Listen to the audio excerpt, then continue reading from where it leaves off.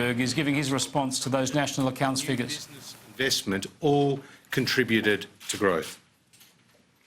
Nominal GDP continues to be strong, growing by 1.4% in the quarter and 4.9% through the year, driven in part by a rise in the terms of trade and strong commodity prices. The terms of trade was up 3.1% in the quarter and 6% through the year. Household consumption, which comprises around 60% of GDP, grew by 0.3% in the March quarter, with consumption increasing in 11 of the 17 consumption categories. New public final demand across all levels of government rose by 0.7% in the quarter to be 5.5% higher through the year. This reflects the continued provision of essential services and the rollout of substantial programs like the National Disability Insurance Scheme, as well as nation-building infrastructure projects that the Commonwealth is rolling out together with the states. Net exports contributed 0.2% to real GDP growth in the quarter. It was driven by an increase in exports, which rose by 1%, and a small decline in imports of 0.1%. Services exports increased by 2% in the quarter to be 6.6% higher through the year. More generally, growth in services industries across the economy increased by 0.9% for the quarter, contributing 0.6% to GDP growth. The ongoing transition to services is important, as these industries tend to be more labour intensive and therefore a key driver of jobs growth, which has been robust in recent years. The drought continues to impact on growth, with farm GDP down 6.8% compared to this time last year. Crop production fell in the quarter as ongoing drought conditions in the eastern states continued to have an impact. Farmers also continued to reduce livestock numbers, in part reflecting the drought and high feed costs. New private business investment increased by 0.6% in the quarter, driven by investment in non-residential building construction. However, new business investment is down 1.3% through the year, largely reflecting the continued transition in the mining sector from the investment phase to the production phase. The transition is nearing completion, with the last LNG projects coming online. Dwelling investment fell by 2.5% in the quarter, the second consecutive quarterly fall since the record levels were achieved for dwelling investment in September 2018. Compensation of employees, which measures the national wage and salary bill, increased by 1.2% in the March quarter to be 4.3% higher through the year. Employment growth continues to be robust, with 320,000 new jobs created over the past year and around 8 out of every 10 jobs being full-time.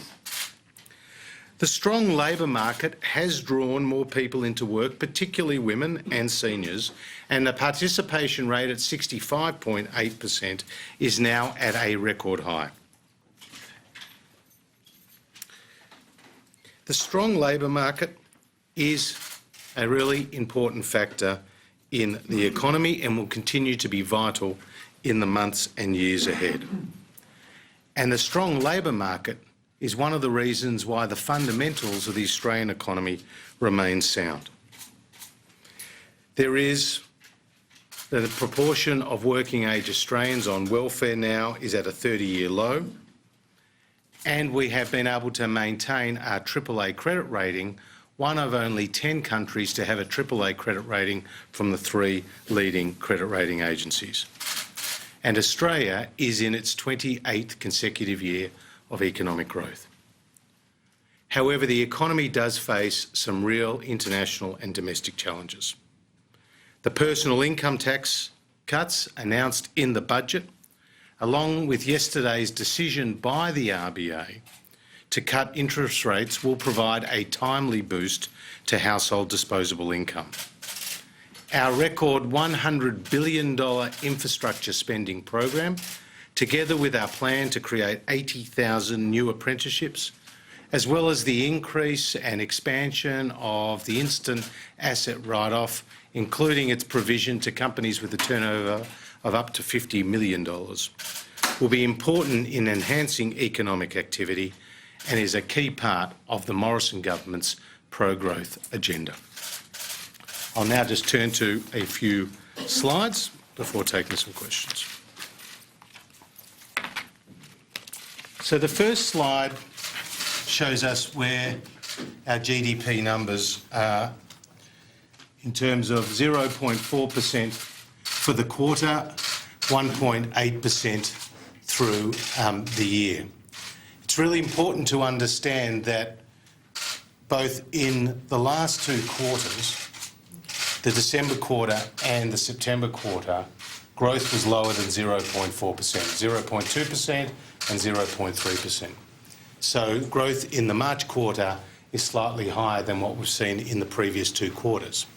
But if you go back to the March quarter for 2018, that was 1%, and that 1% growth now comes out, which explains why we've gone from a revised 2.4% growth to today a 1.8% growth. Next slide.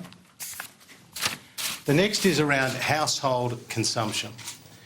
Now, household consumption grew by 0.3% for the quarter and is 1.8% through the year. It is part of the reason why the economy is softer than it was at the same time last year.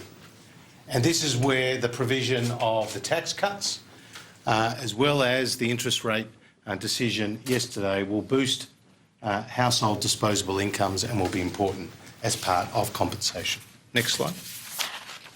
This is the consumption by category, and as you can see, it covers both non-discretionary and discretionary items, and 11 of the 17 have increased. But I point to one where it has decreased, which is around furnishings and household equipment, and that's an example of where the fall in dwelling investment has impacted upon the consumption by categories. And we're going to leave the Treasurer and his